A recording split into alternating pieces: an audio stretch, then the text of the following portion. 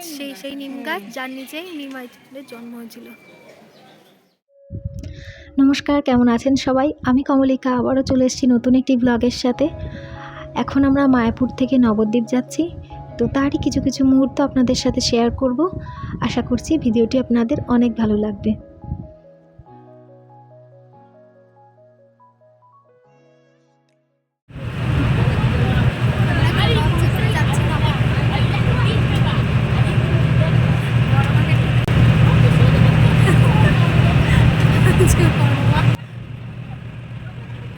সত্যি কথা বলতে যখন লঞ্চে করে গঙ্গার উপর দিয়ে যাচ্ছিলাম, ভিউটা এত সুন্দর লাগছিল যে আপনাদের সাথে শেয়ার না করে পারলাম না।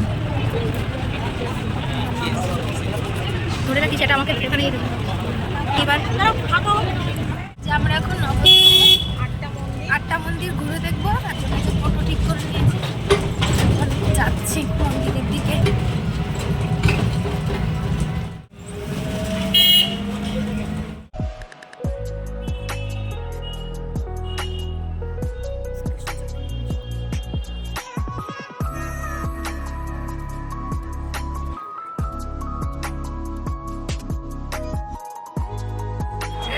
কেমন শোনো,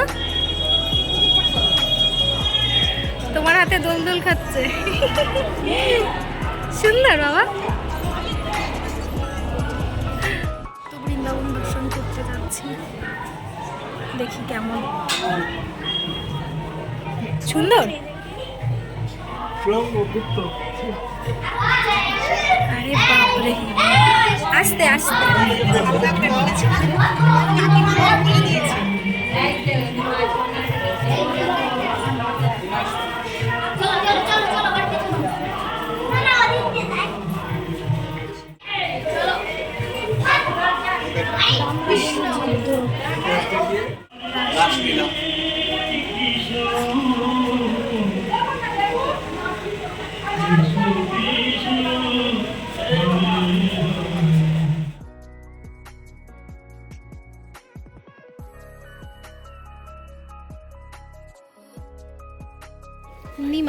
নিমাই মহাপ্রভু নিমাইয়ের জন্ম।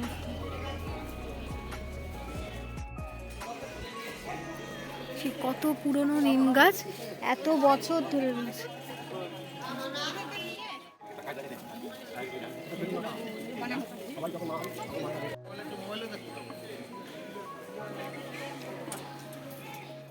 ওই পাশেই চল দেখি।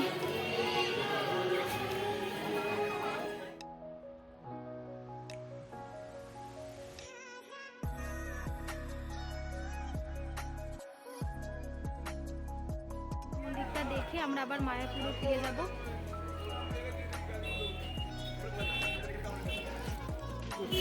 নবদ্বীপই করতে হবে। আপনি বললেন যে মায়াপুরে থাকবো, এখানে রাজবে, ভালোই ভালো লাগে।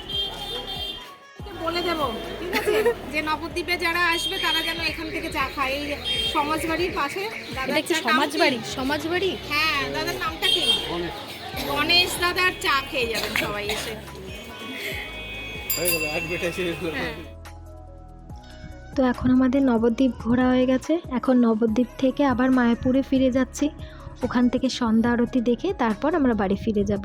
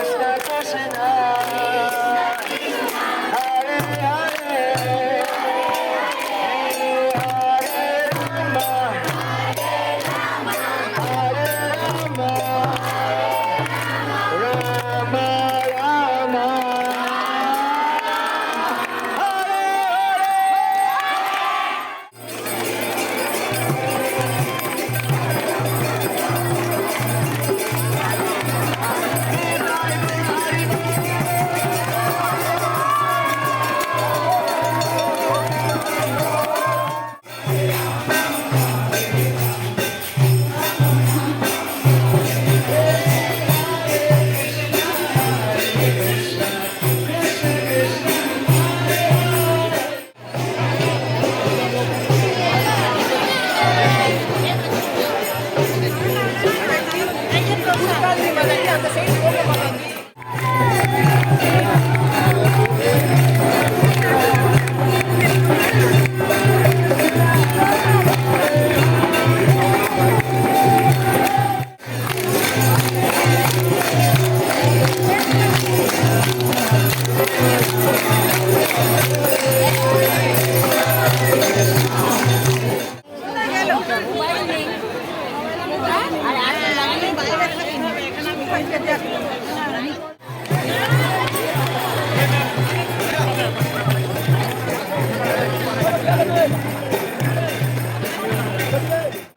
সারাদিন কেমন ঘুরলে বলো?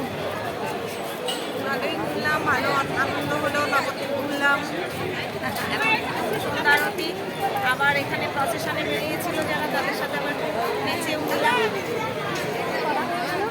এবার আমরা বাড়ির দিকে রওনা দেবো। সারাদিন ঘুরে ঘুরে অনেক ক্লান্ত হয়ে গেছি। প্রসাদও পেয়েছি।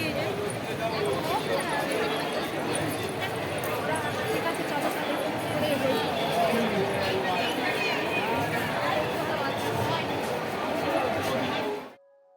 তো আজ তাহলে এটুকুই, আবার দেখাবো অন্য একটি ব্লগে।